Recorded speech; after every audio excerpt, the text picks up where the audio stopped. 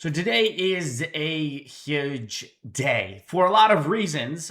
First off, because of Bitcoin, more specifically, the first Genesis block was mined exactly on this day, about 17 years ago. And outside of that, one of the biggest world events occurred with the capture of Maduro, the Venezuelan dictator. So we're going to talk about what this means, why Bitcoin is pumping, and is this going to be a rally to 100K? Because there could be a lot of things that on a bigger scale could be really, really good for the world, the US economy, and Venezuela. All that and more in today's video. If you're new here, my name is Alex. Talk about crypto news, crypto passive income. If you enjoy content like that, consider subscribing. If you enjoyed this video, smash up the like. Without further ado, let's end the video.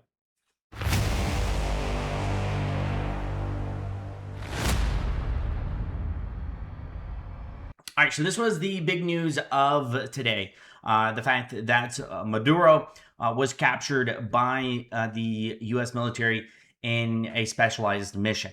Essentially, kind of all there is to it as far as Maduro. I don't think there's a lot of focus specifically on him when you look at the financial impact. The bigger focus is what the U.S. is planning on doing in Venezuela.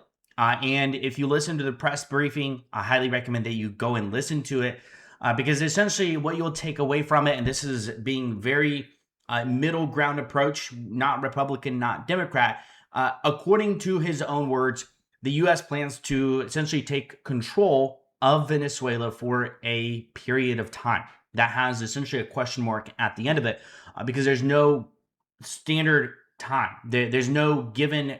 It could be weeks, it could be months, it could be years until there is enough stability and the opportunity is there to provide a smooth transition over to a stable form of government for Venezuela. So how does this impact and what is the and it's not necessarily the military mission, it's not necessarily Maduro himself, but what is the financial impact across the world for this happening? Because when you think about crypto and you think about Bitcoin itself, it's one of those assets that is considered as a safety net. There is value in that. One of the most valuable things around the world is oil. I've been to Dubai and you can see why Dubai is so rich because of oil. So oil has the potential to make countries extremely wealthy, and that flows down to everyone else. Typically, sometimes it does, sometimes it doesn't. Obviously, in the case of Venezuela, it didn't happen. And so it's going to be interesting when we look at some of these numbers because this plays a role into the financials of both the US and the Venezuelan economy, and more specifically to the opportunity for economies to boom. And when economies boom, people have more money typically, and more money means people are a little bit more free to take risks and investing in risky assets. And so, let's take a look at a few of these numbers to see what these metrics look like. So Venezuela has the largest crude oil reserves in the world, and it is now controlled by the United States. That being said, even though they have the largest reserves, larger than Saudi Arabia, larger than Iran, larger than Canada, larger than Iraq, in fact, it is 6 times almost as large as the United States oil reserves. That is how massive it is. But their exports were a fraction of that, $4 billion annually. When you look at that in comparison, it is almost insignificant. So the infrastructure obviously didn't exist for this oil to be exported to a large scale. What the United States is, according to President Trump, is planning on doing is having these companies. Chevron currently is one of the only ones that it currently still operates in Venezuela. But essentially, U.S. companies, U.S. oil companies invest millions, possibly billions of dollars into the infrastructure, build it up, and the revenue generated would be both beneficial to the United States and to Venezuela. So this is a big, big deal. I mean, you're talking about $17 trillion that is currently underground. It is in reserve, so it's not liquid cash. Control does not equal ownership, and then heavy crude is not equal easy money. But it's the perception of this and the value of this long term. This isn't going to be something that immediately can be sold tomorrow. This is going to take a long time to really see the fruits of this to occur. And so overall, you have to think about how this is going to impact now, because people trade based off of future potential, right? Futuristically, how does this have an impact? And it's going to have a major impact. Right now, oil is at $57 a barrel. And imagine you have now one of the largest reserves that is untapped, potentially getting tapped into, with the crude oil exports going substantially higher. I mean, you look at Saudi Arabia, 181 billion. Imagine adding $180 billion in crude oil exports to Venezuela. $180 billion a year is an insane amount of revenue. That is it's just to consider as far as what this could look like for the economy. So either way, I think this is a big thing that a lot of people aren't paying attention to as to how this ties into Bitcoin and overall assets and investments going up around the world. This is going to be a huge thing. You're going to see oil companies obviously being very, very the beneficiaries of this. It's going to be interesting to see which oil companies. Chevron already obviously is there, but how is this going to impact across the different oil companies that are out there in the United States, maybe around the world, right?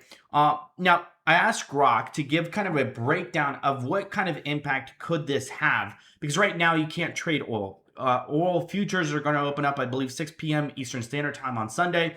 So that's going to really make a huge impact to economies around the world. A lot of economies, a lot of countries' economies are very, very much taken up. A massive portion of their economies is by oil. So when you take a look at, for example, Russia, you look at Iran, one of the few ways that they are able to financially keep their militaries going is due to oil. And so when you have this control, this capability to control the world's largest oil supply, it means a lot. And it's one thing that I think world economies, entire countries' economies could change based off what happens.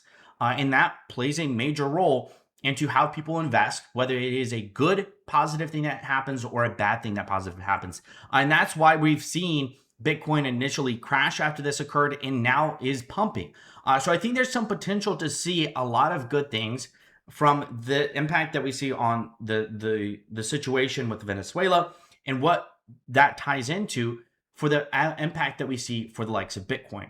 So obviously, a few things here. Ironically, China, a group of Chinese ambassadors had actually been in Venezuela earlier the day before. Obviously trying to get connected through there. I mean, you have massive world impact on the largest world's oil supply.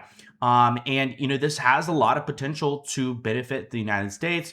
U.S. firms such as Chevron currently handles about a quarter of Venezuela's production via venture firms. So this could be investing billions in repairing outdated infrastructure, some untouched for up to 50 years. I mean, there's a lot of things could create thousands of jobs in the U.S. energy sector, engineering, construction, operations, spillover, equipment manufacturing, logistics, lower energy costs, reduce inflation pressures, benefiting sectors like agriculture, retail. I mean, the financial impacts this has it's insane. It really is an insane, and I don't think a lot of people are focusing and trying to focus on the impact of Maduro and him being taken to New York. But a lot of people aren't thinking, or I don't think are able to contemplate the financial impact and the financial ripples that this has sent across the world. And this is going to be really big. And with this news, which I think is overall very bullish, I think it is a very good thing for the Venezuelan economy, because it was only continuing in the wrong direction. I think this gives the economy and the country to move in the right direction. It gives it the opportunity. How well it does is kind of an unknown. Time will tell. But I think it gives it a chance. And there wasn't a chance before. And so when you take a look at the impact this has, Bitcoin overall pushing above 90,000, because I think there's an entire sentiment shift moving into January. A lot of people are looking at a fresh start. They're looking at like almost a new beginning, a turning over a new leaf. And I think a lot of people are very bullish on the economy. A lot of people are very bullish on assets, and a lot of people are very bullish on Bitcoin in 2026. You've seen that just in the first official trading day, a change could be afoot as crypto prices are actually rising while American markets are open. Because historically, what we would see around 9, 10 a.m. is we would see a massive dump in the markets, and it wasn't very exciting for the likes of Bitcoin. But we've also seen a lot of institutional interest continuing to increase as 2026 opens up. So cumulative spot crypto ETF trading volume surpasses $2 trillion, which is insane, doubling in half the time. So a US spot crypto ETF cumulative trading crossed $2 trillion. This is in just one day on January 2nd. That milestone took 8 months to reach from 1 trillion, half the time it took to reach the first trillion from launch. So when we see overall growth, it's been very, very good start to the year. Bitcoin and Ethereum ETF started 2026 with a combined $645 million in net inflows. So overall, everything is starting on the right foot. Now, the bigger question is everyone's asking themselves, is this going to be a trap? Is this going to be just something short term? Is this a bull trap? Or is there actually a shift? Is there actually a momentum change for crypto? And I think the biggest thing that when we take a look at this is historically, you can kind of see how historically Bitcoin's performed. Now, obviously, historically, Q4 is always a very, very bullish quarter for the likes of Bitcoin. And obviously, we didn't have that. We didn't have it in 2022 either. But when we see a negative fourth quarter, it is typically followed by a green quarter. And same thing on a monthly, right? So if we take a look at December here of 2025, we're starting off green 2026. When we were red in 2024, we started off green in 2025. When we were red here in 2022, we started off green in 2023. Now, this doesn't always mean that it's going to be the same. We saw this happen in 2022. But historically, we've seen typically a green month, unless it's a very, very much in a bear market, like you're deep in a bear market. So it's going to be interesting to see how this plays out. Now that we have the financial impact of the oil industry, one of the largest industries in the world, if not the largest industry in the world, and you have January starting off very bullish, and you have Q1 starting off on a good note. And typically when you see a bad Q4, except when you're deep in the bear market, you typically see a pretty good Q1. And I think there's a lot of opportunity for Bitcoin in January when we look at upside. I don't know how this is going to continue moving forward, because you're going to have to really wait on a lot of the macro factors that are going to play a role, right? I don't think anybody expected, no one in their bingo card expected this to happen with Venezuela so early, and the financial impacts this is going to have. People were expecting rate cuts. People were maybe waiting for a tariff check. People were waiting for their tax refunds. Now you have an entirely different chess piece on the board, and it's a huge, huge chess piece. So when you take a look at Bitcoin, I think the biggest thing right now, I thought we were going to see this breakout above 90K. There was a lot of consolidation here, so I bought twice. We saw it peak up here at 90,500. But I think Bitcoin really needs to stay above 90,000. And in order for us to see a bullish growth for the likes of Bitcoin, this was when some of this news came out, dipped all the way down to 89,000. And then we've continued upwards. So I think there's a ton of opportunity. But the biggest thing for Bitcoin is it needs to break out. This is on a 5 minute. If we move over to an hour, it needs to break out of this right here. There's a lot of resistance that we're seeing for Bitcoin, and it needs to break out of this. This is several times. But once we've broken out of this, I mean, you take a look at this, there's a ton of resistance all right here. And then at that point, we're back to 94, 95,000. So I think there's a lot of opportunity. We need to break above this consolidation. We've hit it once, twice, 3, 4 times.